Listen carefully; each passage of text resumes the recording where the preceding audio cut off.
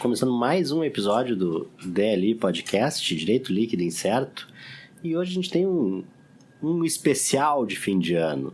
A gente tem uma gravação toda especial que foi feita no 6º Simpósio de Direito e Tecnologia, aqui na PUC, no dia 22 de novembro. A gente gravou uma mesa redonda de debates com o pessoal, os mestrandos aqui da casa, né, aqui da PUC. E uma conversa bem bacana, com vários pontos de vista. Vocês vão poder conferir aí na gravação. Já desculpando que eventualmente o áudio não esteja tão bom em função da forma como foi gravado, que foi um evento ao vivo, aberto, então pode ter alguma dificuldadezinha, algum som não ter ficado tão bom quanto em outras edições, mas o conteúdo está excelente e vale a pena ouvir.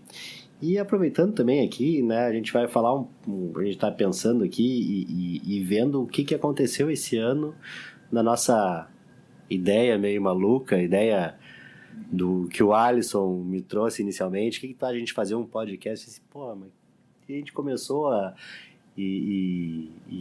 enfrentando algumas dificuldades e começando de uma forma bem amadora, né, Alisson? Quem ouve dos primeiros episódios ouve a diferença em termos de qualidade de som. Ainda bem que não tinha live, parece. Cada vez nós passando pelo mundo. E com o tempo a gente foi melhorando. Espero que tenhamos melhorado, né? E realmente a gente acaba tendo um retorno, a gente vê ali a estatística e só resta agradecer o pessoal que ouve, pessoal que acompanha. A gente tem um perfil no Twitter, não tem tantos seguidores assim, mas a gente vê algumas pessoas que retweetam com alguma frequência e repassam para os seus contatos, então isso é sempre interessante. Era uma ideia que começou bem sonhadora, bem lúdica mesmo, né? De pegar e levar para o público, para a comunidade em geral, aquilo que é feito dentro de uma pesquisa acadêmica de direito, até para a gente compartilhar também um pouco, né? E de uma forma, a ideia também de fazer isso de uma forma sem tanta formalidade da pesquisa, né? A gente sempre tenta trazer aqui de uma forma mais suave, uma forma mais light, não tão amarrada àquela pesquisa científica, justamente para ter esse alcance um pouco maior, né? Para ser uma coisa agradável, para não ficar maçante, né? Então muitas vezes a gente trata de assuntos aqui diferentes e a gente sabe como é difícil tu ouvir uma pesquisa, uma questão de pesquisa assim, quando é muito técnica. Se tu não é do meio, se tu não conhece bem o assunto, tu acaba perdendo um pouco. A gente tenta fazer de uma forma mais tranquila, que seja agradável de ouvir, até para quem claro que pela ideia é muito mais focado para a área do direito, né? Não tem como escapar disso, mas alguns episódios, mesmo para quem não é da área do direito, me parece que é bem agradável de ouvir, né? E quem é do direito também, a gente tem tantas especialidades, né? Tem pessoal da área trabalhista, os processualistas, e a gente consegue trazer esse diálogo de uma forma mais tranquila. Então acabou sendo um projeto que se consolidou. Foi uma ideia que a gente materializou, eu, o Sérgio, o Sandro, e que a gente vai seguir, né, para frente na temporada 2, 2020, se Deus quiser. Algumas novidades que o nosso público vai ter conhecimento logo que começar a temporada. Temos novidades? Eu não sei ainda. Vamos ter? Novidades. Tá. Não, tu já tá planejando alguma coisa? É o que é sério do cara, nós temos que tentar dominar o mundo da noite, senão a coisa não funciona. Então, isso daí, então, nosso agradecimento ao público que acompanhou nós durante esse ano vai ser esse episódio, que é bem legal, em formato um pouco diferente, ele é um pouco mais extenso, mas é muito legal. Uma experiência bem bacana para gravar também, diferente, né? E usando como mestre de cerimônia, principalmente talentos, né? Vai ser legal. Então tá, muito obrigado, pessoal. Fiquem aí então com essa mesa redonda do 6º Simpósio de Direito e Tecnologia que a gente gravou. Aproveitem bem e boas festas, bom final de ano. Nos falamos em 2020 com mais episódios do podcast. Até mais. Até. bom dia a todos. Então vamos dar início a esse formato. Inicialmente fazer algumas considerações rápidas. A proposta da professora Denise, da gente unir o nosso trabalho do podcast, que eu, o Alisson e o Sérgio conduzimos com os debates aqui desse evento, e a gente encampou a ideia para fazer uma coisa assim um pouco até arriscada, né, dentro da nossa ideia. Vamos ver como é que sai, espero que fique bom, né? Então, esse debate de hoje, esse talk show, a ideia é termos um pouco da visão dos alunos aqui do programa, né, mestrandos e doutorandos que estão atuando, em relação a direito do trabalho, tecnologia e o futuro, o que vem a partir da aplicação de tecnologia para a nossa vida aqui, para o nosso estudo. Primeiro, e aí a ideia aqui é termos um pouco da fala de cada um, trazendo um pouco a sua pesquisa, o seu ponto de vista, e depois a gente vai abrir para um debate com a participação de todo mundo, né? Primeiro, até gostaria assim, de iniciar com o Jonathan Teixeira de Souza. Está vendo aqui sobre a transformação da sociedade, né? Antes da gente falar em trabalho, a gente tem que falar antes mesmo do trabalho, a sociedade se transformando. Então eu queria que o Jonathan trouxesse um pouco a visão dele em relação a isso, para a gente introduzir aqui essa conversa. Jonathan. Bom dia, Sandro. Bom dia aos presentes. Primeiramente, gostaria de agradecer o Sandro, o Alisson, a Cíntia e a professora Denise Fincato, que nos proporcionam esse debate, os colegas do mestrado e quem nos escuta pelo Spotify. Tem uma frase que é atribuída a Heródoto, né, que diz que para a gente compreender o presente é importante conhecer o passado, inclusive para poder ter uma expectativa de como será o futuro. E com base nisso aí eu fiz um estudo sobre o trabalho e a transformação da sociedade através do trabalho. O trabalho, da forma como a gente vê hoje, o trabalho organizado, a história nos remonta a 8.500, 9.500 anos atrás, em que quando o homem deixou de ser um Homo sapiens, né, deixou de ser um coletor e começou a se preocupar com o futuro. Como é que ele ia se manter? Então ele começou a trabalhar a terra, começou a domesticou animais e domesticou plantas para poder, com isso, ter uma precaução quanto à sua própria manutenção e a sua existência e perpetuação. Isso tudo gerou uma acumulação das pessoas, uma concentração de pessoas em aldeias, depois, mais tarde, em cidades e estados, e é o que a gente chama da sociedade agrícola, né? A Revolução Agrícola criou esse tipo de sociedade que perdurou por milênios, né? Isso aí, então, essa forma de regulação, quando surgiu o patriarcado, famílias, toda essa organização humana, ela foi, como eu disse, de 9.500 anos até a criação do Estado moderno, que é o que a gente conhece hoje. Isso durou até 1760, quando o homem conseguiu reunir obter a partir do fogo e da água, que eram dois elementos que ele já utilizava durante todo esse período, e a partir disso conseguiu converter a energia e criar a máquina a vapor. Com isso, a máquina utilizou em grande parte o lugar dos animais e passou a ser o facilitador do trabalho humano. Isso tudo gerou também grandes alterações sociais, porque o mundo antes ele era muito predominantemente rural, as concentrações, os burgos, as cidades, aldeias que tinham eram muito pequenas, e isso gerou uma concentração, gerou a urbanização da Europa, pelo menos ali onde predominou isso, e reorganizou o espaço físico, né? Então, os trabalhos que antes eram muito artesanais ou rurais passaram a ser nas cidades. Isso passou a incluir a mulher que antes desenvolvia atividades eminentemente domésticas, passaram a trabalhar nas fábricas. Isso separou o trabalho masculino do feminino, continuou existindo essa diferenciação, isso até 1840.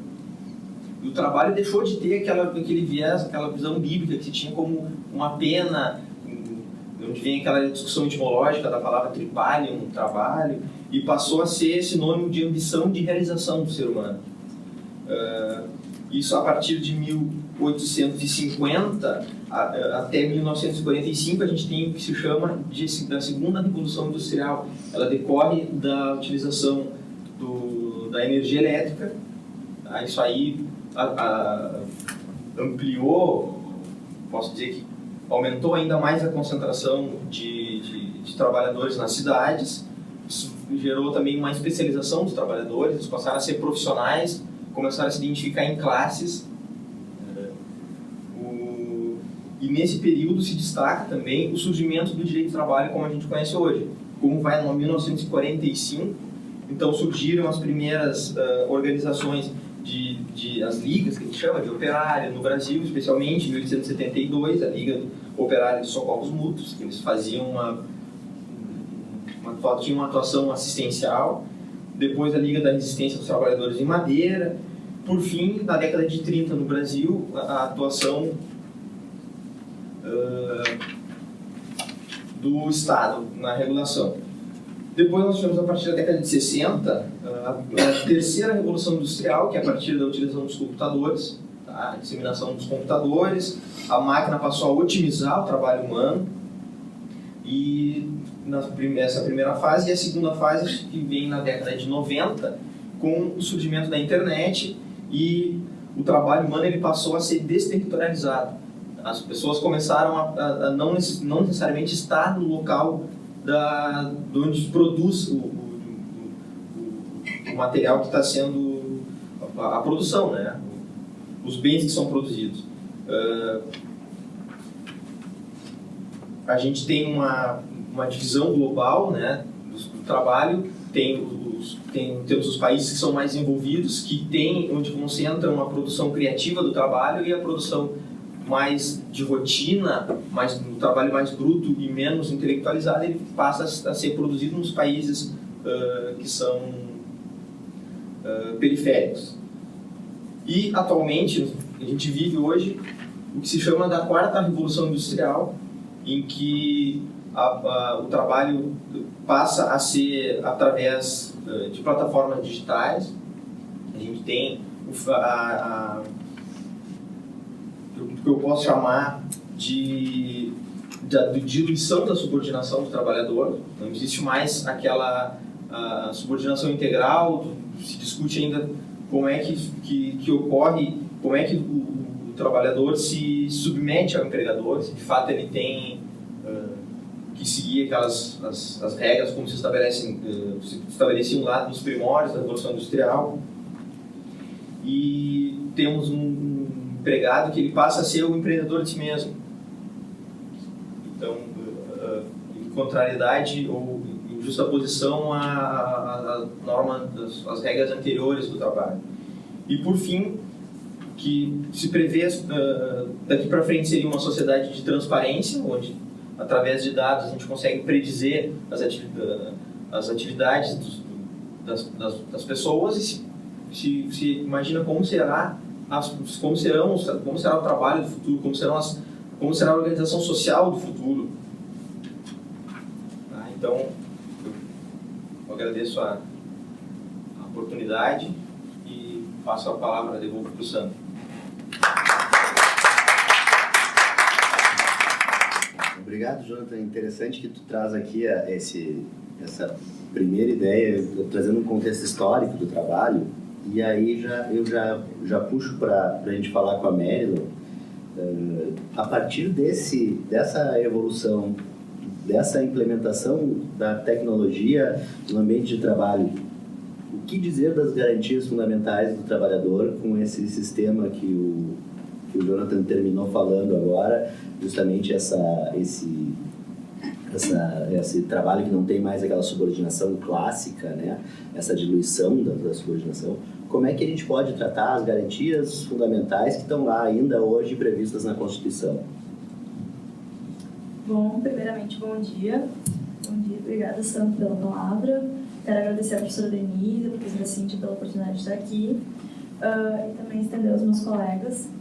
Bom, a minha fala, então, hoje, exatamente, né, nesse sentido que o Sandro apontou, e eu vou abordar, então, os direitos fundamentais sociais na quarta revolução industrial, nessa modificação que a sociedade vem vivendo, né, que foi apontado pelo Jonathan.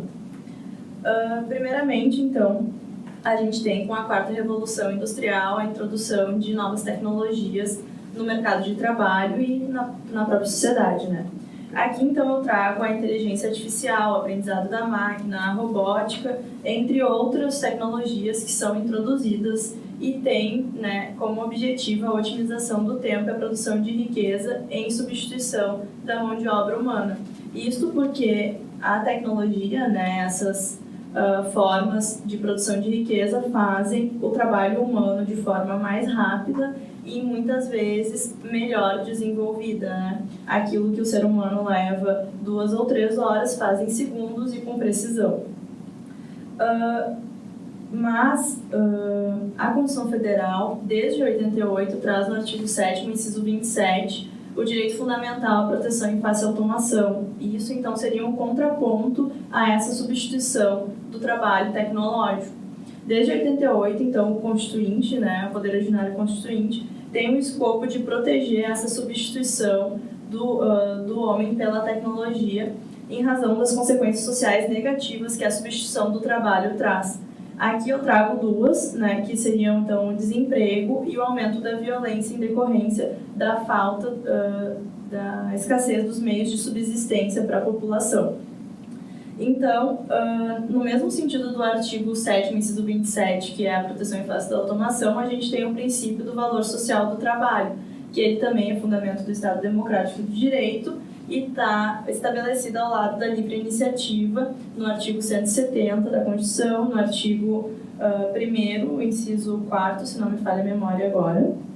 Tá? E também tem o escopo de garantir ao trabalhador que o trabalho dele tenha mais valor agregado do que a mera produção e geração de riqueza, que ele não seja visto como mercadoria. E aqui eu até cito o Bauman, né, que há muito já trazia essa ideia de trabalho e mercadoria, então a gente precisa que o trabalho dignifique a pessoa e traga mais valor agregado para que o ser humano ele se introduza em sociedade, né, sinta-se pertencente a uma comunidade, além de se sentir útil e também de poder prover, né, subsistir e arcar com seus compromissos financeiros, né. Então aqui eu trago esse contraponto entre os direitos fundamentais sociais e a inserção das novas tecnologias no mercado de trabalho. A gente tem uma Constituição que garante, né, o trabalho pela proteção em face da automação e o valor social do trabalho, e ao mesmo tempo a gente tem a quarta revolução industrial, que tem essa característica disruptiva, né, de quebrar então essa relação que o Jonathan trouxe, a evolução, que era o trabalhador, né, subordinado, assalariado, e a relação empregatícia, que foi a evolução. Então vem a quarta revolução industrial e quebra isso, trazendo, né, o trabalhador autogerido, né? Isso causa para nós a substituição da mão de obra. Parece um pouco fantasioso essa questão por até abordar, mas isso também foi apontado na segunda revolução industrial, de que teria substituição e não houve um caos social. Mas aqui, então, eu trago 2 exemplos para deixar claro que a quarta revolução industrial ela é completamente diferente das revoluções anteriores, porque ela é ampla, então ela acontece em todos os segmentos, ela é profunda e veloz. Então, aqui a gente tem a Amazon, que é bem conhecida, acredito que seja de conhecimento de todos. A Amazon, então, já automatizou o departamento, o centro de distribuição dela, e hoje conta com apenas os funcionários que são os repositores. O restante do centro de distribuição é ocupado por robôs, né, que escolhem então as mercadorias dos pedidos, passam para esteiras, que são, né, máquinas, que levam então esses produtos até os repositores que continuam no serviço. Aí então a gente já consegue perceber que inúmeros trabalhos foram substituídos de fato. Aí, aproximando essa realidade, a nossa realidade, eu trago, então, um exemplo do Brasil. Aqui no Brasil, a gente tem um supermercado, ele é denominado um mercado, mas ele aproxima-se a uma loja de conveniência ainda hoje, que é o Zait. O Zait foi criado em Vitória e a segunda filial dele está em São Paulo. O Zait se denomina um mercado 100% automatizado, ainda que tenha um funcionário. Ele funciona por aplicativo, tá? Então, a gente baixa o aplicativo e aí ele faz o nosso reconhecimento facial na porta do estabelecimento. E aí, quando ele reconhece a face, então ele abre uma porta, tu entra no estabelecimento e pode começar a fazer suas compras. Ali tem todos os produtos, inclusive tem um micro-ondas para a gente poder aquecer a comida que for querer levar. Após a realização da compra, a gente simplesmente sai da loja. Ao sair, o Zait reconhece pelo aplicativo o peso do produto e já debita do cartão de crédito inserido no aplicativo quando do cadastro o valor da compra. Então a gente não precisa nem tirar o cartão de crédito da bolsa ou da carteira para fazer o pagamento. Então aqui fica mais uma vez claro que diversos postos de trabalho foram substituídos pela tecnologia e o Zait hoje conta apenas com um funcionário que trabalha de segunda a sexta em horário comercial. E o Zait funciona 24 horas por dia, 7 dias por semana. E aí também aqui a gente destaca mais uma das características da quarta revolução industrial, que é o funcionamento e a fluidez das atividades em tempo integral. Com isso, então, eu deixo demonstrado e evidente que os direitos fundamentais sociais, eles estão sim sendo deixados de lado, não estão sendo observados pelas empresas, pelo Estado nessa transformação, quando deveriam ser a primeira coisa a ser respeitada e estabelecida como ditame social. Se os direitos fundamentais sociais não forem levados em conta nessa transformação, a gente vai ter o caos social, que é o que a gente não quer. A gente precisa, então, que estados e as empresas e os sindicatos, como já apontado pela professora Denise em diversas palestras e também em sala de aula, unam-se, né, e pratiquem políticas e políticas públicas de recapacitação e adaptação da população, né, em especial aqui a população trabalhadora, para que a gente não tenha essas consequências negativas e tenha, então, o trabalho do homem com a máquina, e não o homem versus máquina, o homem versus tecnologia, porque não é o que a gente quer. Eu não estou aqui refutando a automação ou a tecnologia, a sua introdução em sociedade. Só apenas estou lembrando a importância das garantias fundamentais que a gente tem na Constituição desde 88 e a necessidade que a gente tem de fazer com que elas sejam aplicadas e efetivadas em sociedade para que a gente tenha um patamar mínimo social, né? Então, aqui eu agradeço a oportunidade novamente, né? Fico à disposição para questionamentos e o nosso posterior debate. Obrigada. Obrigado, Maryland. E é interessante, a Maryland traz essa situação da substituição da mão de obra, algo que a gente está acostumado a pensar em trabalhos mais simples, né? Aquele trabalho braçal, mecânico, automatizado, mas a gente está com um problema, e isso é bastante debatido, justamente que a inteligência artificial começa a substituir também atividades mais de maior, vamos dizer assim, de maior nível intelectual. Então eu já convido a Amália, então, para falar um pouco, principalmente, vamos falar aqui entre nós, já que estamos aqui, grande maioria advogados, se não todos, né? Como é que fica essa tecnologia e a nossa profissão, que está mudando bastante, né? Bom dia, obrigada, Sandro. Faço aqui meus agradecimentos protocolares para já poder iniciar minha fala. O assunto, então, que eu vou tratar hoje é a utilização da tecnologia e essa suposta possível substituição que nós teremos com relação às atividades eminentemente intelectuais, e o paradigma que se elege, então, é justamente a atividade da advocacia, mas, de certa forma, pode ser empregada de forma analógica aos demais operadores do direito. A relação do direito com a tecnologia, ela vem já de longa data. Se nós pensarmos especificamente na advocacia, nós temos muitas soluções tecnológicas que já são utilizadas há muito tempo, que chegam a nem mais ser percebidas pelos operadores do direito. E aqui eu dou, por exemplo, a questão das notas de expediente, que facilitaram muito a vida dos advogados há muito tempo, quando elas então permitiram que não se necessitasse mais ficar olhando cada um dos diários oficiais para saber como fazer a contagem do prazo e determinar quais os prazos que estavam em aberto, e também o próprio editor de texto, né? Hoje nós temos mais de um software que faça isso, mas que permitiu a transição da máquina de escrever para o uso do computador. Então, já há uma relação de longo prazo entre advocacia e tecnologia.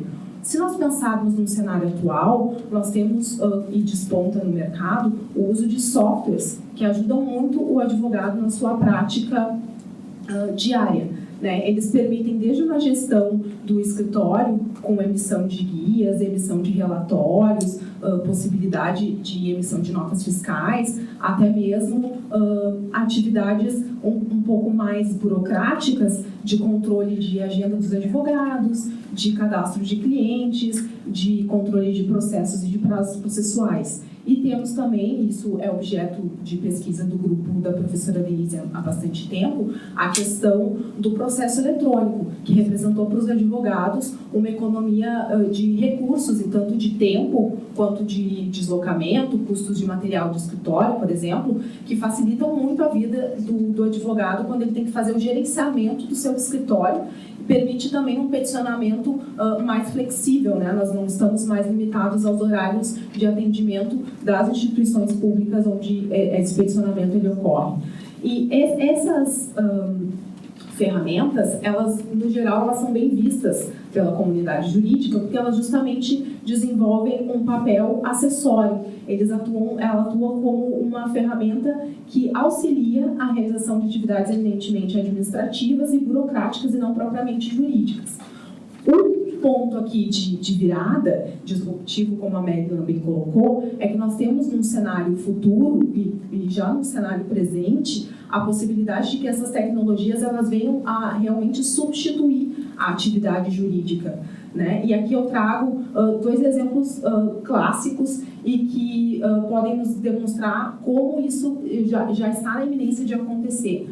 O primeiro diz respeito a um software de uma empresa chamada Logix, que ele foi feito exclusivamente para análise de contratos de confidencialidade. E eles fizeram um estudo comparando o desempenho desse software com o desempenho de 20 advogados. O software não apenas ele realizou a mesma análise que os advogados demoraram 92 minutos para fazer em 26 segundos, como ele também obteve um índice de acerto de 97% contra 85% dos advogados.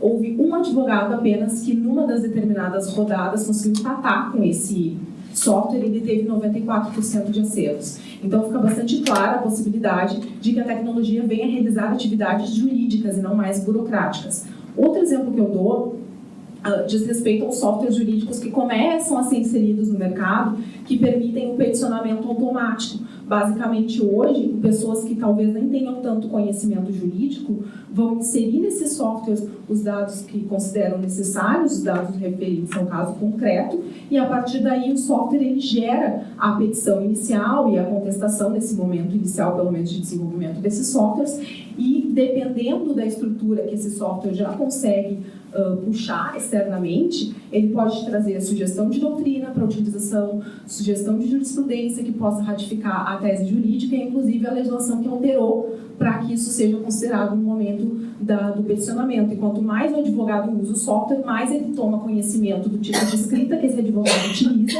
e, com isso, ele consegue personalizar o peticionamento.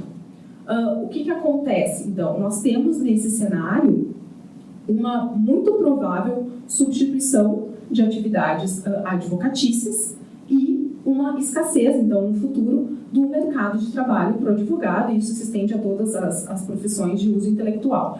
E aí a questão que eu quero trazer aqui é como burlar ou como resistir, digamos assim, a essas mudanças, né? E os profissionais que tratam da inteligência artificial, e aqui nós estamos vivendo num momento em que a inteligência artificial, mesmo com machine learning, com deep learning, ela ainda é classificada como fraca, ou seja, ela ainda não é capaz de raciocínio próprio. Então, o futuro nos reserva entes oniscientes e conscientes, em vez de biologicamente, materialmente conscientes. Então, não se fala nisso no futuro, mas no presente, mas no futuro é isso que nos aguarda, e, portanto, todas essas ponderações que estão sendo feitas, elas vão ser exponencializadas. Mas, no momento atual, os especialistas em tecnologia dizem o seguinte: a tecnologia hoje ela ainda tem limitações. A primeira limitação dela diz respeito à formação de relações de nexo causal. Por quê? Porque a tecnologia hoje ela funciona com um determinado algoritmo que permite um determinado encadeamento lógico. Então, eu tenho um humano que, digamos assim, alimenta um banco de dados, e aquele algoritmo ele faz uma relação de causa e efeito. Ele diz: se aconteceu tal coisa, a minha conclusão é essa. Só que o que acontece? Se no mundo real, entre aspas, nós temos uma situação ligeiramente diferente daquela que foi incluída no banco de dados, o algoritmo ele já não consegue me dar uma conclusão correta. E isso acaba gerando diversos desvirtuamentos. Nós temos, inclusive, exemplos de máquinas que se tornaram racistas e antissemitas depois de conviver com humanos em plataformas e redes sociais. Isso decorre justamente dessa falta de adaptabilidade da relação de causa e efeito que a máquina tem. Em segundo lugar, nós temos uma dificuldade da máquina de lidar com atividades que são eminentemente criativas, justamente porque ela funciona nesse binômio: se tal coisa, a conclusão é essa. Ela não tem condições de adaptar esse raciocínio e, portanto, em cenários onde se precisa de soluções criativas para problemas novos, ela não pode atuar. E, em terceiro lugar, e aqui eu faço a ressalva de que isso é uma situação momentânea, porque já existem tecnologias sendo desenvolvidas nesse sentido, a máquina ela ainda não é capaz de fazer uma leitura do ser humano que não seja pela via verbal ou pela via escrita. Então, nós não temos ainda pela máquina um reconhecimento postural de linguagem não verbal e, consequentemente, uma resposta empática para o ser humano. Então, considerando esses três nichos, qual seria a possibilidade, então, de atuação do advogado? Seria nessas zonas, digamos assim, de limitação da máquina. Então, a doutrina, quando ela trata da colocação do profissional da advocacia no futuro, ela refere a necessidade de que esse advogado ele volte a sua atuação para atuações que permitam uma personalização da prestação do serviço. Eu vou personalizar o serviço para o meu cliente, portanto, eu não vou ter respostas prontas e enlatadas para os determinados problemas. Eu vou atuar justamente em atividades que a intelecção ela não seja automatizada, ela demande um desenvolvimento de atividades criativas, né? E vou me voltar a minha atividade também para aquelas áreas jurídicas que permitem ter uma inter-relação maior entre pessoas para poder exercer a empatia. E daí vocês me perguntam, onde é que eu vou exercer isso tudo? Né? E o exemplo que eu posso dar, e é uma área que está em franco desenvolvimento, diz respeito aos métodos adequados de solução de conflito, onde justamente a gente tem que adequar uma solução do conflito para o caso concreto, para aquelas pessoas. Nós não podemos hoje, por exemplo, cogitar a hipótese de um computador fazer uma constelação familiar. Né? Isso fica bastante claro que nesse âmbito a máquina ainda não consegue chegar. Mas não é só isso. Do advogado, do profissional do direito, vai se exigir no futuro próximo que ele tenha conhecimentos transdisciplinares e interdisciplinares. Ele vai ter que ter conhecimento, por exemplo, de tecnologia, ele vai ter que ter conhecimento de psicologia e de gestão, para que ele possa atuar em áreas que combinem o conhecimento do direito com outras áreas do conhecimento. E dentro do próprio direito, ele pode voltar a sua atuação para áreas mais novas e que ainda tem uma carência, digamos assim, de expertise profissional, como é o caso da proteção de dados, como é o caso do compliance, do próprio direito digital, que é o que nós estamos debatendo aqui, mutatis mutandis, e então ele vai conseguir se inserir nesses mercados dentro dessas perspectivas. Então, realmente é um tema bastante complexo, mas eu encerro a minha fala justamente mostrando que existem saídas, né, mas que o profissional ele tem que estudar a tecnologia, ele tem que se preparar para que a tecnologia não chegue antes dele no mercado. Muito obrigada. Obrigado, Amália. E realmente essa tecnologia ela está cada vez mais rápida e nos atropelando muitas vezes. E aí, então, até para a gente direcionar e pensar um pouco como é que a gente vai ver isso, como é que isso é visto, eu vou ver aqui, já trazendo a Denise para o assunto, para tratar um pouco sobre o nível internacional, principalmente no nível de OIT, como é que é pensada essa questão de trabalho, do futuro do trabalho, nesse nível de convenção internacional da OIT. Bom dia a todos. Agradeço também a oportunidade, na pessoa da professora Denise Fincato e demais organizadores. Então, a minha fala vai ser principalmente sobre a OIT e como que ela está vendo essa questão do trabalho no futuro, né? Primeiramente, eu gostaria de dizer que a OIT ainda não tem nenhuma convenção internacional sobre tecnologias ou uso de novas tecnologias no trabalho. No entanto, isso não significa que ela não esteja pensando nisso, muito pelo contrário. A OIT está muito preocupada com a questão do futuro do trabalho, tanto que esse ano ela completou 100 anos, né, de existência e lançou, então, 2 documentos importantes que tratam do assunto. Primeiro, em janeiro, foi lançado um relatório que se chama Trabalhar por um Futuro Melhor. Então, é um relatório bastante extenso, que foi elaborado por uma comissão que trabalhou desde 2017 nesse tema. E a outra questão foi uma declaração, então, a declaração do centenário da OIT, que também trata bastante sobre o trabalho no futuro. Eu vou começar tratando, então, vou falar mais sobre esse relatório da OIT, porque ele é bastante interessante, ele aborda diversas questões relacionadas com o trabalho e com o que já foi abordado aqui pelos meus colegas. Esse relatório, então, ele trata de apresentar a urgência das mudanças que o mundo do trabalho enfrenta e ideias de como gerir e aproveitar essas transformações. Ele não trata, assim, de negar a existência das tecnologias, muito pelo contrário, de aproveitar e como fazer com que o trabalho seja, então, incluído e faça parte dessas novas tecnologias. A OIT, então, ela propõe que os modelos empresariais que têm essas novas tecnologias, eles sejam centrados no ser humano. E esse é um ponto bastante importante. Assim, a OIT sempre trata de destacar o ser humano como centro de toda a existência de todo... Então, é como a professora Denise sempre fala, o trabalho é uma atividade humana. Então, e a OIT destaca bastante isso, né? Então, eu vou destacar aqui, eles tratam de 3 principais eixos, que seriam os pilares de ação para o crescimento, a igualdade e sustentabilidade no trabalho. O primeiro seria aumentar os investimentos nas capacidades das pessoas, ou seja, treinamento, né? Não tem como as pessoas evoluírem e saberem usar a tecnologia se não houver esse tipo de capacitação. Então, eles destacam o direito universal a uma aprendizagem ao longo da vida, que significa que não é só a aprendizagem na infância e na adolescência, na escola, mas sim treinar as pessoas até o fim da sua vida, até a aposentadoria. Quando a pessoa já tiver mais 50, 60, 70 anos e estiver trabalhando, ela necessita de capacitação. Aumentar os investimentos nas instituições, nas políticas e nas estratégias que apoiarão as pessoas durante as transições do futuro do trabalho. Também é investir nas empresas e nas instituições que fazem essa capacitação, né, para que possam dar o retorno para os seus empregados. Implementar uma agenda transformadora e mensurável para a igualdade de gênero.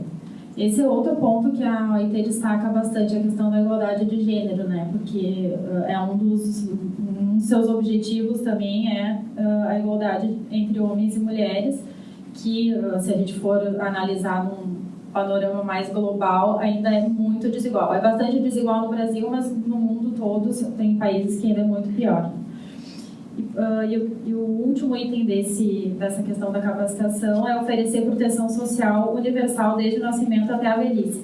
Então, é a questão da seguridade social, da aposentadoria, das licenças, né, de ter mesmo isso fortalecido nos países. A gente tem que lembrar que aqui no Brasil até o nosso sistema de seguridade social é bastante bom, ele abrange toda a população, mas não é assim em todo mundo, né? Então a OIT está estimulando isso, que isso aconteça no mundo inteiro.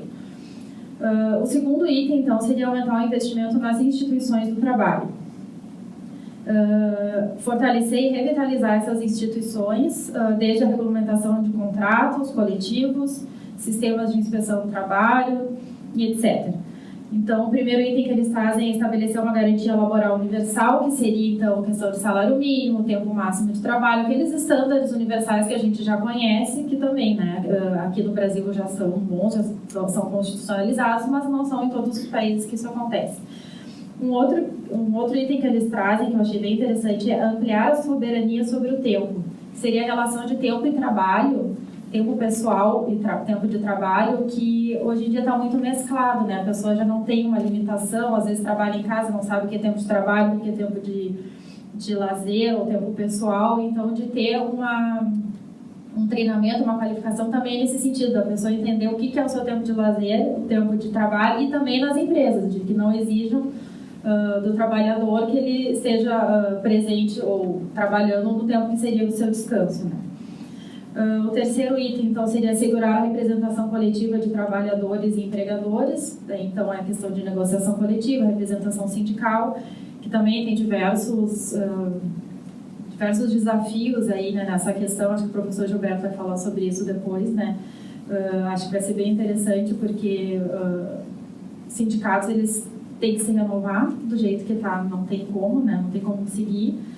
Então, também é uma questão que a OIT está destacando.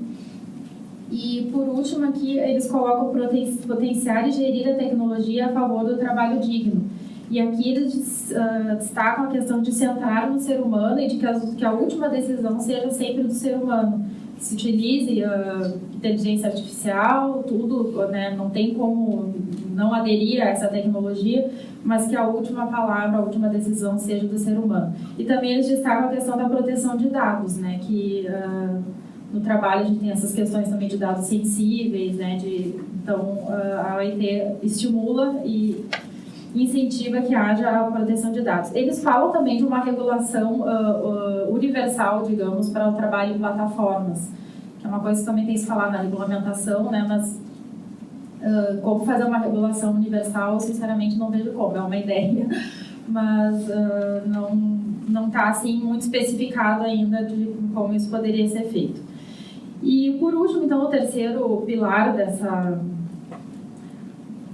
desse documento do futuro do trabalho seria aumentar o investimento no trabalho digno e sustentável. Aqui eles se alinham com aquela Agenda 2030 das Nações Unidas para o Desenvolvimento Sustentável, e eles colocam, então, como principais itens os incentivos para promover investimentos em áreas-chave para o trabalho digno e sustentável e rever as estruturas de incentivo às empresas a favor de abordagens de investimento mais no longo prazo. Bem, então, desse documento, esses são os destaques que eu gostaria de fazer. Essa Agenda 2030 da ONU também tem como centro a proteção do ser humano e o desenvolvimento. Também trata de recapacitação, elas estão bem alinhadas, assim, a ONU e a OIT nesses documentos.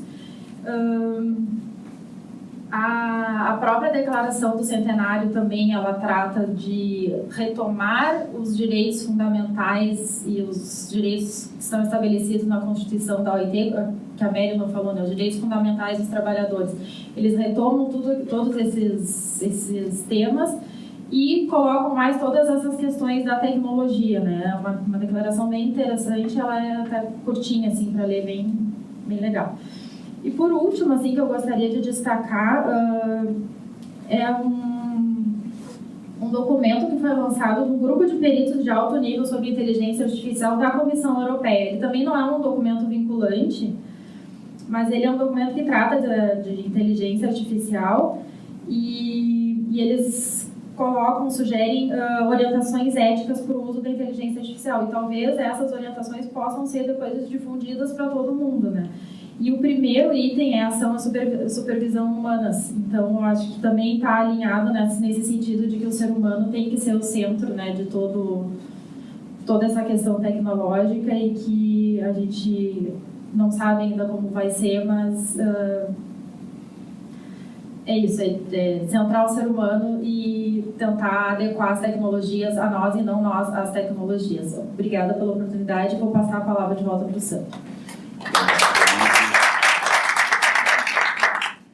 Seguindo então nessa linha, a gente agora fez uma passada internacional e com certeza a gente sabe que os nossos problemas na área não são só nossos, né? Nós não temos, algumas coisas não são necessariamente novidades, então a gente sempre tem a ideia de olhar para fora, ver o que está acontecendo, ver como está sendo analisado e resolvido ou não os problemas, para que a gente possa também, e aí pegando um pouco do que o Jonathan falou lá no começo, olhar o passado, e não só o passado, mas olhar para o lado, o que está sendo feito, para que a gente possa ter alguma ideia.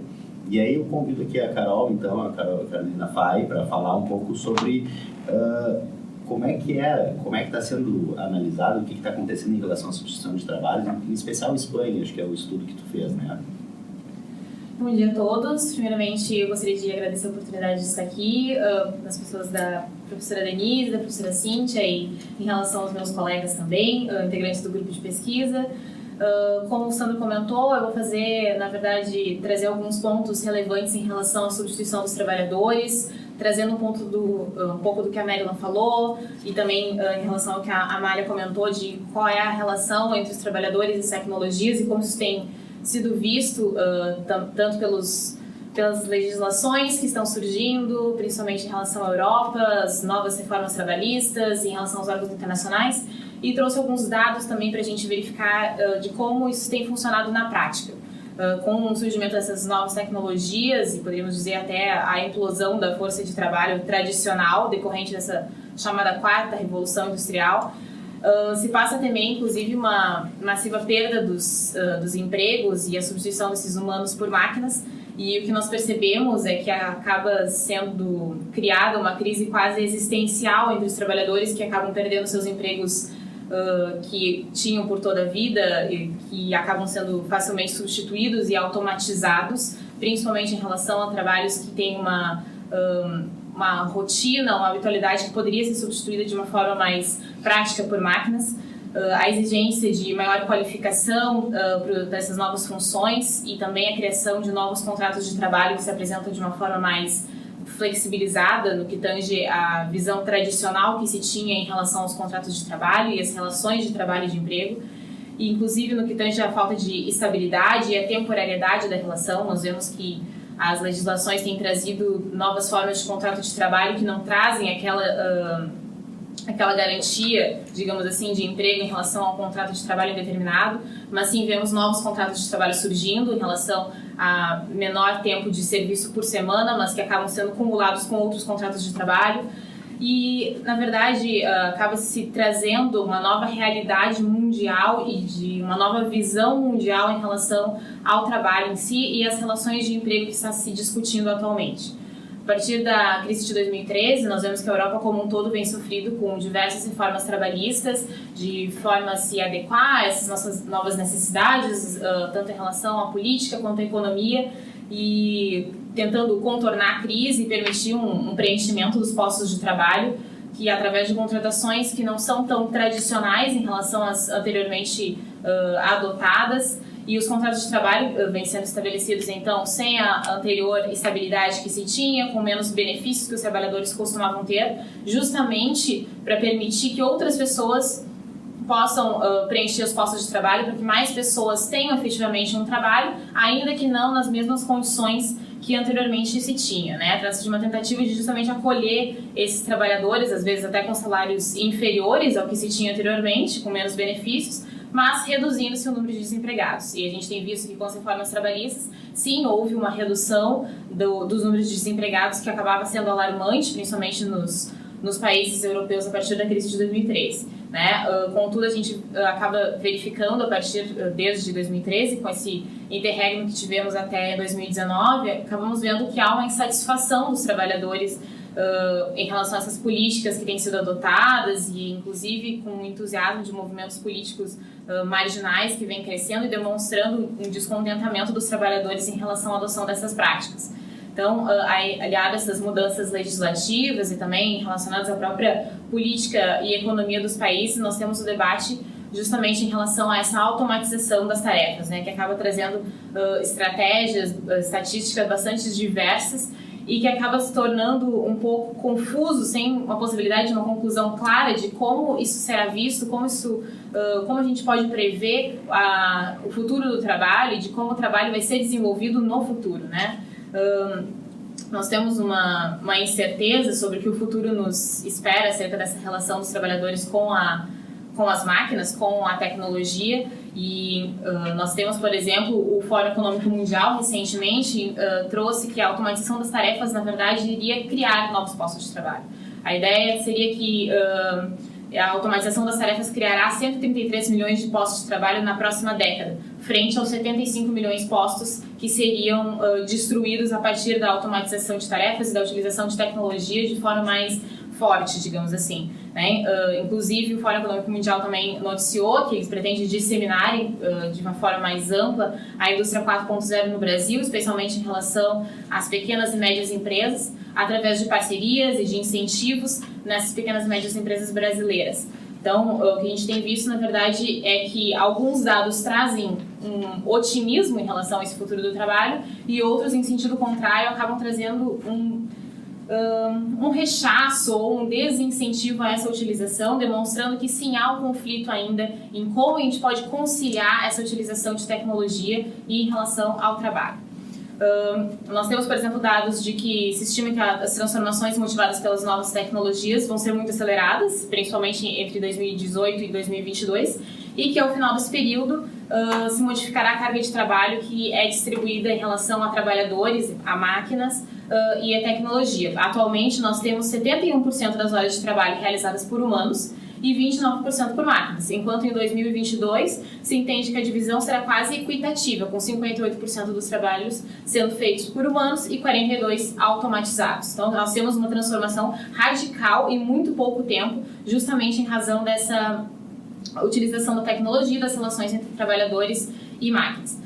Também se confirmou por 83% das empresas que utilizam inteligência artificial que se pretende a criação de novos postos de trabalho, sobretudo em categorias mais altas, que eles dizem, em relação à utilização da inteligência artificial como um método de redução de tempo, a que os empregados se dedicam a tarefas mais rotineiras e administrativas. Isso poderia ser substituído facilmente por inteligência artificial, passando a focar então em atividades de maior valor, maior tecnicidade. Postos de trabalho envolvendo a manutenção, criação e desenvolvimento de softwares certamente surgirão, assim como novos perfis envolvendo analistas, cientistas de dados, desenvolvedores de software, assim como experts em comércio digital e mídias sociais. Mas, a partir desse contexto, o que percebemos é que, além dessa mudança de paradigma e de cultura, inclusive, que antes era estabelecida em relação ao trabalho, nós vemos que entre os países europeus, em relação aos direitos dos trabalhadores, as estatísticas também demonstram que há efetivamente um risco de que 21% a 43% dos postos de trabalho atualmente existentes, por exemplo, na Espanha, como nós pesquisamos, há um risco elevado de serem automatizados a médio prazo. Então, inclusive os postos com maior risco de substituição são justamente os postos que não estão sendo priorizados em relação à formação, em relação à capacitação técnica. Ainda que se reconheça a necessidade de se adequar a essas habilidades profissionais, a novos perfis, a novas necessidades que estão surgindo e que o mercado exige, o maior investimento acaba sendo, sim, na formação de empregados em postos de trabalhos que são chaves, que já são mais técnicos, ou seja, quem mais necessitaria de uma aquisição de novas competências, de novas capacidades, acaba por ter as menores possibilidades de realmente se adequar e de efetivamente se desenvolver perante essas necessidades, essa demanda do mercado. Há pesquisas, inclusive, que têm demonstrado que as mulheres são quem estão mais preparadas que os homens em relação à utilização, à automatização do trabalho, podendo, inclusive, se beneficiar com essa utilização da tecnologia. Isso porque há um grande número de mulheres nas empresas que necessitam de trabalhadores com habilidades sociais e empatias, e isso tem sido privilegiado em relação às mulheres em face dos homens, por exemplo. Esses postos são justamente os postos de trabalho que têm maior dificuldade de serem substituídos por tecnologia e, por isso, as mulheres têm também, em média, maior nível educacional e de alfabetização digital do que os homens e acaba por demonstrar, então, que as mulheres efetivamente possuem uma vantagem no mercado de trabalho que está sendo transformado por essas inovações tecnológicas. Por fim, eu trago que, na verdade, em relação à proteção do trabalhador em face da máquina, eu cito uma decisão recente, a Vida na Espanha, que tem causado algumas repercussões, principalmente a partir do final de setembro desse ano, no sentido de que uma decisão que o magistrado entendeu pela impossibilidade de dispensa de uma trabalhadora que teria seu posto de trabalho substituído por máquinas. Ele entendeu que essa automatização através de robôs, sob a única razão de uma maior celeridade, de redução de custos, não seria justificada, né? A única razão, na verdade, seria aumentar a competitividade e isso acabaria levando a uma redução dos direitos dos trabalhadores para aumentar a liberdade da empresa e isso, no seu entender, não seria justificável para a substituição do posto de trabalho. Então, a gente vê aqui, na verdade, uma grande instabilidade sobre como lidar com o que o futuro nos aguarda, mas especialmente com o que o presente está nos apresentando já diante dessas diversas possibilidades, dessas necessidades de adaptação. E corroborando essas ideias, nós temos o próprio debate concernente à proteção de dados a partir da Lei Geral de Proteção de Dados que está sendo institucionalizada e de como as empresas irão adotar isso e qual a proteção dos trabalhadores em face dessas novas mudanças legislativas e também de cultura que se vem depreendendo a partir da relação do homem e da máquina. Obrigada.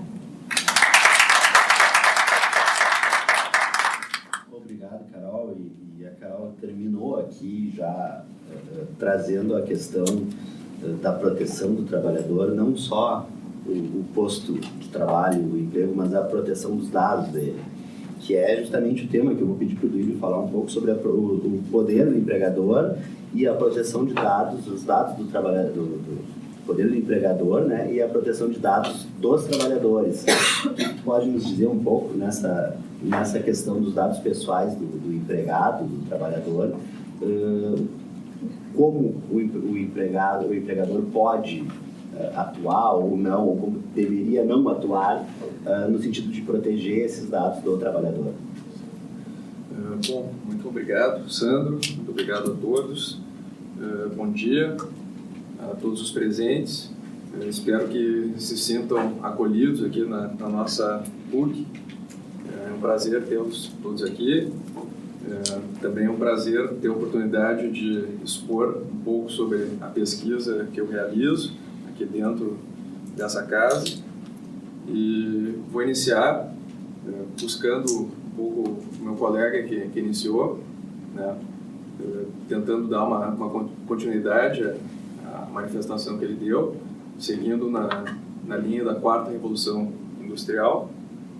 Não propriamente uma ideia de fecho aqui, apesar de eu ser o último a expor, até porque todos os temas aqui abordados eles não se esgotam, eles se ampliam, tem muito ainda a ser dito, a ser pesquisado, e isso é muito bom. Acho que isso traz grande satisfação pessoal a todos nós e espero que tragam também aos que estão nos ouvindo.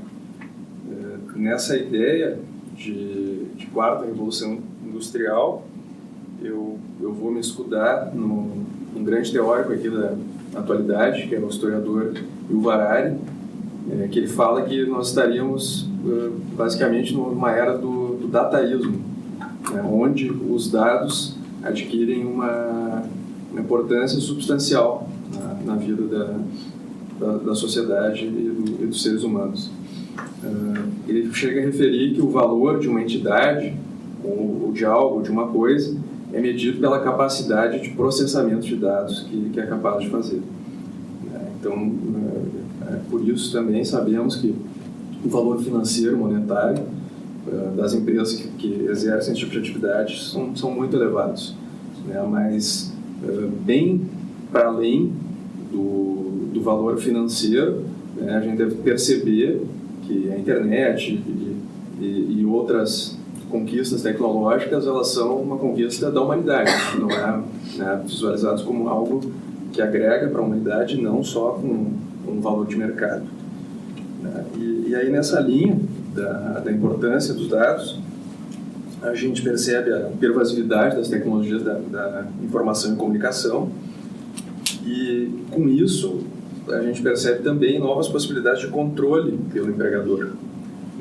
A gente percebe que há uma ampliação dos poderes do empregador em face da utilização dessas tecnologias no ambiente de trabalho, né? E não só no ambiente de trabalho, mas como em situações, podem ser utilizados em situações pré-contratuais e às vezes pós-contratuais, né, para conhecer aquele que atenderá a um posto de trabalho, né, e depois para verificar as situações daquele que saiu de um determinado posto de trabalho. Né, isso impõe deveres de conformidade a esse empregador. Mas seguindo no ponto nuclear aqui da minha exposição, né, os dados, eu gostaria de fazer uma reflexão sobre o que são os dados. Né? E dados são unidades de informação, né? São representação de algo ou de um evento. E a unidade básica de informação, né, que se tem hoje como conhecimento é considerada o bit. Né? O bit ele é uma contração da expressão binary digit, né, que seria dígito binário na tradução para a nossa língua. Essa ideia do bit é uma ideia, na minha concepção, uma ideia relativamente recente, ela não tem nem 70 anos. Ela foi exposta num paper de um estadunidense que se chama Claude Shannon. E esse paper dele foi denominado como uma teoria matemática da comunicação. Né? A partir daí é que se tem a noção do próprio desenvolvimento das tecnologias da informação e comunicação. Né? Pois ele, nessa demonstração, de certa forma até brilhante, ele faz referência, né, que em um dígito a gente poderia ter um valor que é um sim ou não, um mais ou menos, um ligado ou desligado, um verdadeiro ou falso. Né? E por isso que a gente tem essa ideia de que o bit é um zero ou um nessa representação, e a partir daí se constroem informações, sistemas e N situações. Né? Nessa ideia da transformação da informação em um dígito, né, a gente pode perceber que os dados eles podem ser representados por palavras, imagens, sons, código genético e até a maneira de caminhar de alguém.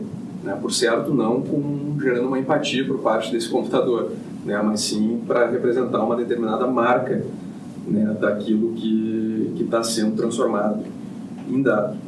Né? E também acredito que é importante referir que essa proteção dos dados ela pode se dar não só também no meio digital, né, mas em qualquer meio que esses dados estejam, também no meio físico. E ligado a essa proteção, nós temos também a questão do direito à privacidade, né, privacidade do trabalhador. Pensando um pouco nessa ideia e no conceito de privacidade, né, ela é entendida como uma peculiar esfera das vivências humanas que está normalmente qualificada como ligada à vida privada, íntima ou reservada, e nesse sentido merecedora de uma tutela jurídica nos confrontos que não justificariam ingerências, inferências ou outras formas indevidas de indiscrição provenientes do exterior. A questão que eu visualizo como ponto-chave da relação de trabalho é a questão da indiscrição, ou melhor, ou da interferência ser devida ou indevida.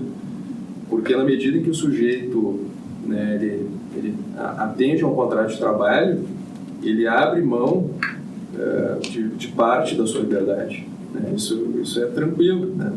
Pois ele tem que estar em determinado lugar, ele tem que desenvolver determinadas tarefas e talvez não fosse, né, ele não faria aquilo normalmente se não houvesse um poder diretivo e um poder orientador. Né? Então, se percebe que muitas das interferências na privacidade, ou melhor, não propriamente na privacidade, mas na própria atuação do trabalhador, elas serão interferências que serão devidas, né? Pois fazem parte do próprio contrato de trabalho.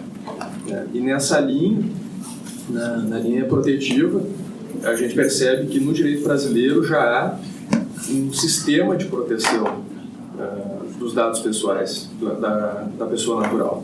Né? Esse sistema hoje ficou muito fortalecido com o advento da Lei Geral de Proteção de Dados, como já foi referido aqui pela Carolina. Né? E outros colegas também fizeram referência. Uma lei muito importante, né, que está no núcleo dessa proteção, mas não só. A gente já percebe que desde 88 a nossa Constituição já tinha uma preocupação com isso, né, e se a gente for pensar numa visão sistêmica, né, a gente poderia considerar como direito à proteção de dados como um direito já presente entre as garantias, ainda que não expresso, embora já haja um projeto de lei para que esse venha a ser um direito também expresso dentre as garantias, né, no rol do artigo 5º. Então, dentro desse sistema, nós temos a Lei de Acesso à Informação, o Marco Civil da Internet e, mais timidamente, a CLT. Né? Mas sempre lembrando que a Lei Geral de Proteção de Dados é uma lei geral, ela serve tanto para o ambiente laboral, como para o ambiente de educação, para questões de saúde. Né? E aí, a questão de proteção dos dados do empregado, né? Essa proteção ela deve se revelar como um dever legal e constitucional do empregador em zelar pelos dados pessoais do empregado, sempre tendo presente hoje essa ampliação dos poderes de monitoramento e de controle da atividade que ele tem sobre os dados dos empregados. E ainda nessa linha da tensão entre a liberdade e o poder de direção, né, a gente percebe que hoje é lícito, é legitimado um controle do e-mail corporativo, né, inclusive com a determinação de que não se utilize o e-mail corporativo para fins particulares, né, o empregador tem esse poder. Também, algo que é muito válido para o empregador é estabelecer orientações de como utilizar redes sociais pelos empregados, dado que as redes sociais são utilizadas por uma gama muito grande de pessoas, né? Acho que é até necessário que ele faça isso para que depois, diante de uma conduta antiética ou violadora da imagem daquela empresa, ele possa tomar alguma atitude, né? E também uma medida hoje que é utilizada é o bloqueio de determinados sites para navegação, né? Dentro daquele ambiente corporativo. Isso também é legítimo. Né? Aqui, já concluindo a minha breve exposição, né, eu gostaria de dizer que os dados, né, eles devem ser vistos não como um fim, né, mas os dados eles são apenas o início da questão da proteção. Né, porque na medida em que esses dados eles são relacionados, é que aí sim começam a surgir problemas, né, mais críticos, né, em relação a essa proteção. Então, agradeço muito a todos e um bom dia.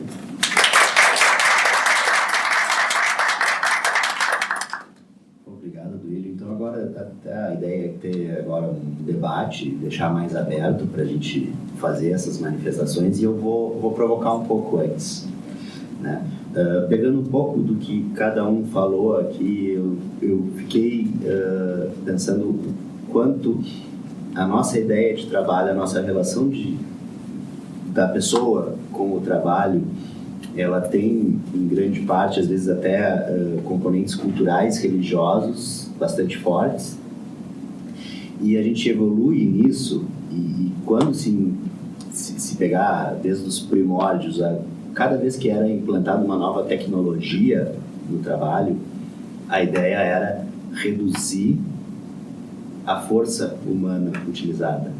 Então, quando os primeiros agricultores usaram um carro de boi, eles começaram a diminuir o trabalho deles e ter mais horas para outras atividades.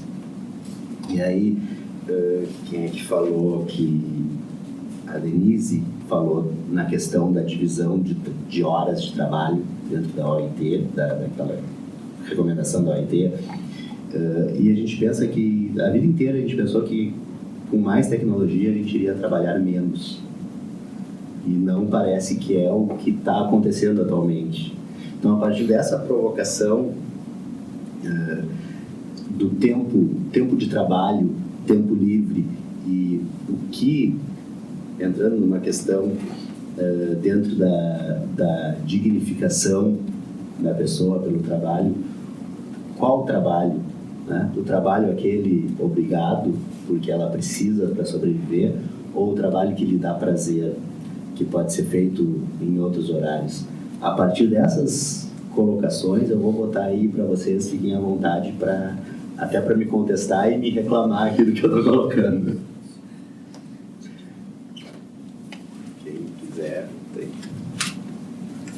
Posso iniciar, então. Realmente, a ligação do trabalho com a religião, e eu acho que isso no Brasil fica bastante evidente, é uma questão que vem de muito tempo, né? Nós temos a própria encíclica Rerum Novarum, que foi responsável por, lá no início, regulamentar, através da própria igreja, as relações de trabalho de uma forma mínima, que seja. E o próprio fato de nós termos um descanso remunerado no domingo decorre do fato de que, quando o trabalho começa a se desenvolver, a igreja ela reserva o domingo para as atividades religiosas e, portanto, a empresa ela não entra nesse invólucro, digamos assim, criado pela religiosidade. E eu não sei se eu vou estar respondendo a tua colocação, mas talvez seja uma nova provocação. Mas o que eu vejo é que nós estamos aqui pensando muito mais na proteção do trabalho de quem está no mercado. Mas a mentalidade de quem vai ingressar no mercado é uma mentalidade completamente diferente. Se nós formos olhar os millennials, a relação deles com a subordinação é de completa ojeriza, com a ideia de subordinação, com a ideia de horários de trabalho pré-estabelecidos. E nós já discutimos isso em outras oportunidades. Para eles, essa dicotomia de tempo de trabalho e tempo de lazer, ela talvez seja muito mais borrada do que para o nosso padrão de trabalhador, né? Nós temos que pensar não só em quem está no mercado de trabalho, a nossa fala foi voltada mais nesse sentido para que nós possamos discutir o futuro do trabalho, mas para quem vai ingressar no mercado de trabalho, porque essas pessoas, talvez dentro da mentalidade delas, não façam tanta questão de que haja essa dicotomia horário de lazer e horário de trabalho, porque isso já vem como uma coisa só, porque a noção que se tem, pelo menos a partir da doutrina, do que se tem escrito sobre os millennials e a nova geração de trabalhadores, é de que eles, em detrimento até mesmo de uma evolução salarial e de uma segurança financeira, eles priorizam as atividades que são prazerosas, né? O trabalho pela dignificação, como é que eu posso dizer? Pelo prazer. E então eu vejo que talvez para nós essa discussão ela seja ainda um fator que precisa ser ponderado, mas eu não sei se lá na frente isso não vai ser completamente desconsiderado. Eu não sei até que ponto quem vai entrar no mercado de trabalho tem essa preocupação, porque o que se vê em startups, por exemplo, é uma completa mistura de tempo de trabalho e de tempo de lazer, porque não é essa a prioridade, né? Não sei se alguém... Eu vou fazer um gancho aqui. Pegando então a fala da Amália com a questão, né, de trabalho e religião, tem um ponto muito importante que ela trouxe, mas não de forma explícita, é que após essa regulamentação de trabalho pela religião e a imposição de ditames sociais, a sociedade ainda atual está acostumada com a ideia de sermos o que trabalhamos. Nós só somos alguém pelo nosso trabalho. Então, a gente se identifica e se vê como pessoa humana através do nosso trabalho, através da nossa profissão. Eu não respondo, eu sou Marilyn de Deus Bittencourt, que tenho prazer em pensamento crítico, em pensamento analítico, e ler e extrair um pensamento crítico. Não, eu respondo, meu nome é Marilyn de Deus Bittencourt, eu sou advogada, né, no momento, mas futuramente vou responder que sou professora, né? E essa ligação é o que faz a gente ter essa preocupação com como vai ficar essa substituição, porque aí então a gente tem uma disrupção e um limbo entre essa nova geração que a Amália trouxe, que é a que vai conseguir seguir a fluidez da quarta revolução industrial, de trabalhar em tempos diferentes, em momentos diferentes, em horários diferentes, com tecnologias diferentes, que tem conceitos e bases diferentes da nossa, que não querem solidez, e sim a fluidez para hoje está no Brasil, amanhã está na Austrália, e depois não tem problema onde eu vou estar. eles não têm essa preocupação se a gente analisa, né, o comportamento dele. Enquanto ainda na nossa sociedade, a gente tem a ideia do trabalho permanente, contínuo, de 10, 15, 20, 30 anos, e a gente precisa dessa estabilidade fictícia para construir a nossa vida e projetar as nossas perspectivas, né, de futuro. Então aí que está o grande salto e a grande dificuldade. E nesse limbo, nesse espaço, entra o que os sociólogos já trazem como precariado, né? Que seriam então pessoas qualificadas, pessoas que têm plena capacidade e grandes habilidades de desenvolver atividades remuneradas bem qualificadas, mas que pela introdução da tecnologia e da demanda de novas habilidades não conseguem se inserir no mercado e ficam então nesse meio termo entre o trabalho como lazer e prazer, porque aquilo que sabe fazer não consegue fazer no mundo tecnológico, e o trabalho como uma forma de escravidão apenas para a subsistência. E aí, então acho que eu trago mais um ponto para a gente continuar debatendo. Então a gente responde com mais uma dúvida e assim a gente segue nesse tema. Não sei se alguém mais quer. Eu gostaria de fazer um complemento também a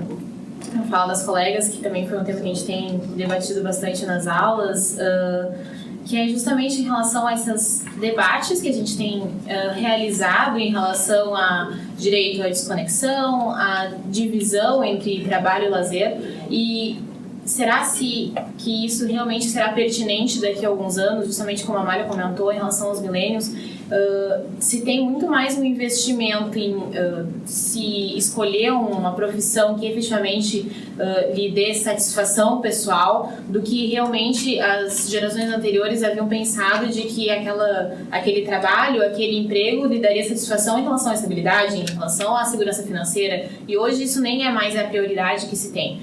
Se tem buscado muito mais satisfação pessoal de realmente trabalhar com o que se gosta, em razão dessa mistura que se tem em relação a tempo de trabalho e tempo de lazer. Nós temos uma dificuldade em estabelecer essa divisão, especialmente em razão da tecnologia. Parece que atualmente todo mundo está em sobreaviso pelo WhatsApp, sempre estamos disponíveis o tempo inteiro. E de que forma nós vamos avaliar esse tempo à disposição do empregador?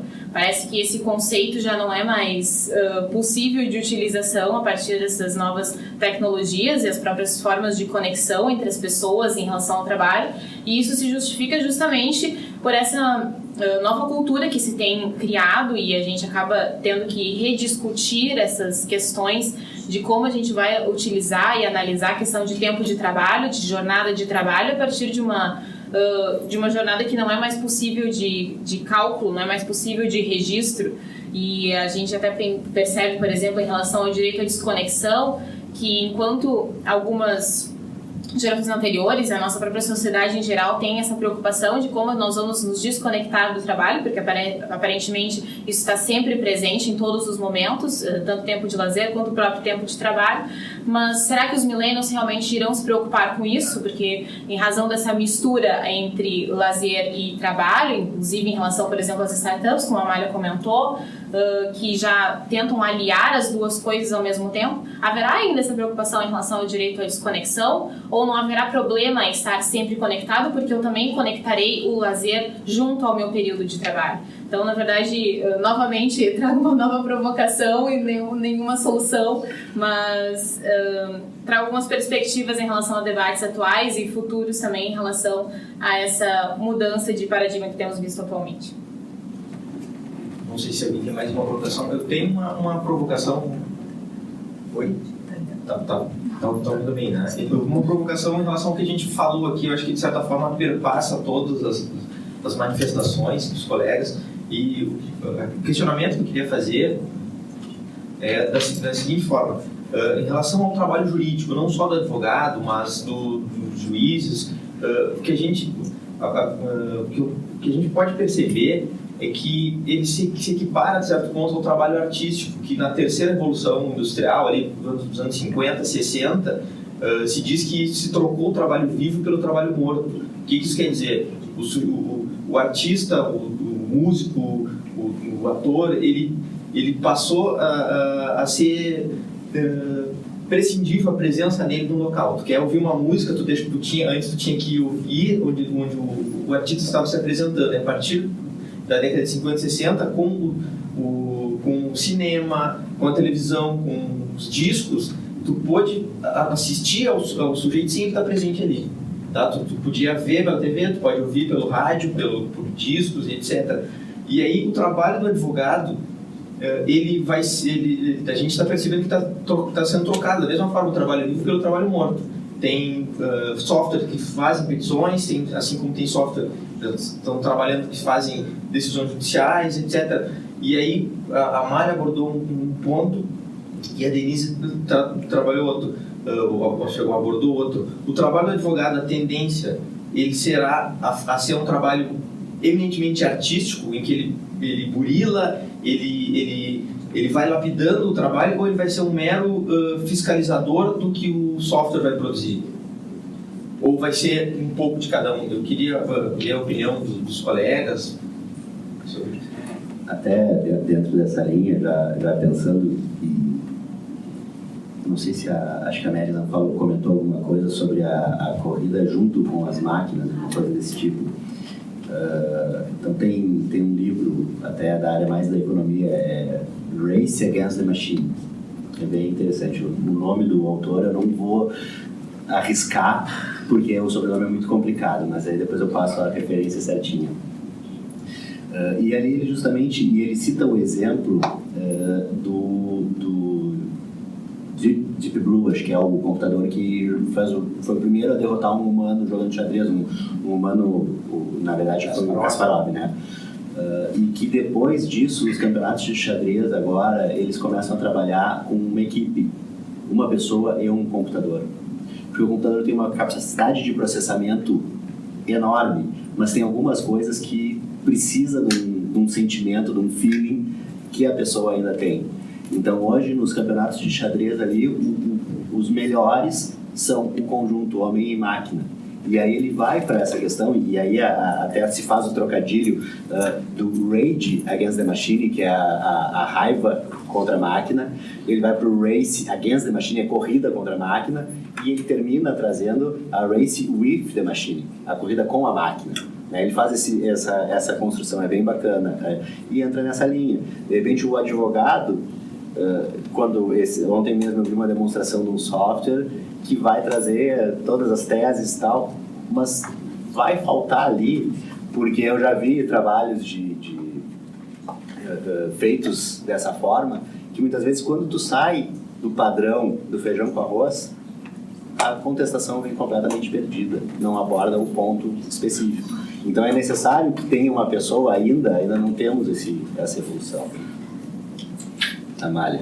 Então, a colocação que eu me fazer é justamente quando tu falas da união do homem e da máquina, né? A gente chegou a debater, e é uma outra preocupação que o desenvolvimento tecnológico ele vai trazer, que é a questão do transhumanismo, que é justamente essa união simbiótica, talvez não tão simbiótica, entre o homem e a máquina, né? Que muitas pessoas defendem a alternativa de que não serão postos de trabalho necessariamente perdidos, porque vai se unir o homem à máquina e, portanto, vai ainda haver um espaço para que o humano ele atue. E aí, talvez esse contexto novo ele nos leve a uma quinta revolução industrial, porque hoje nós temos a tecnologia sendo empregada de uma forma mais autônoma, mais presente, mas num determinado momento, se nós chegarmos realmente àquilo que os especialistas chamam de inteligência artificial forte, que seria a inteligência artificial que é consciente,